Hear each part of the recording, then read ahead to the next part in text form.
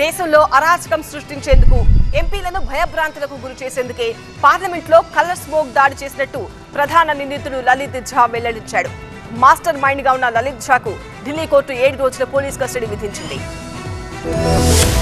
Parliament లో colour smoke దాడి ఘటనలో ప్రధాన నిందితుడు లలిత్ ఝాను పటియాలా హౌస్ కోర్టులో హాజరుపరిచారు పోలీసులు. కలర్ స్మోక్ దాడికి లలిత్ మాస్టర్ మైండ్ అని పోలీసులు కోర్టుకు వివరించారు. లలిత్ ఝాకు న్యాయస్థానం వారం రోజుల పోలీస్ రిమాండ్ విధించింది. దేశంలో అరాచకం సృష్టించేందుకు ఈ దాడికి ప్లాన్ చేసినట్టుగా నిందితుడు వివరించాడు. ఎంపీలను భయభ్రాంతులకు గురి చేసేందుకే కలర్ స్మోక్ దాడి చేసినట్టుగా విచారణలో వెల్లడించాడు. అతనితో సంబంధం ఉన్న రాజస్థాన్ కు చెందిన మహేష్ కైలాష్ అనే మరో 2 అనుమానితుల్ని ఢిల్లీ పోలీస్ విభాగానికి చెందిన స్పెషల్ సెల్ అరెస్ట్ చేసింది. లలిత్ ఝాతో పాటు ఇద్దరిని వేరువేరుగా విచారించిన పోలీసులకు ఆసక్తికరమైన విషయాలు తెలిసాయి. పార్లమెంట్ లో అలజడి సృష్టించేందుకు తాము పనిన అసలు ప్లాన్ విఫలమైతే ప్లాన్ బి కూడా సిద్ధం చేసినట్టుగా గుర్తించారు. అంతేకాకుండా ఆధారాల్ని నాశనం చేసేందుకు 4 నిందితుల మొబైల్ ఫోన్లను లలిత్ ఝా దహనం చేసినట్లు ప్రాథమిక విచారణలో తేలింది. ఒరిజినల్ ప్లాన్ ప్రకారం నీలం అమోల్ పార్లమెంట్ కు చేరుకుని నిరసన తెలియజేయాలి. ఒకవేళ అది సాధ్యం కాని పక్షంలో ప్లాన్ బి ప్రకారం మహేష్ కైలాష్ మరో మార్గంలో అక్కడికి చేరుకుని మీడియా కెమెరాల ముందు కలర్ స్మోక్ షెల్స్ ను తెరిచి ఆందోళన చేయాలని భావించారట.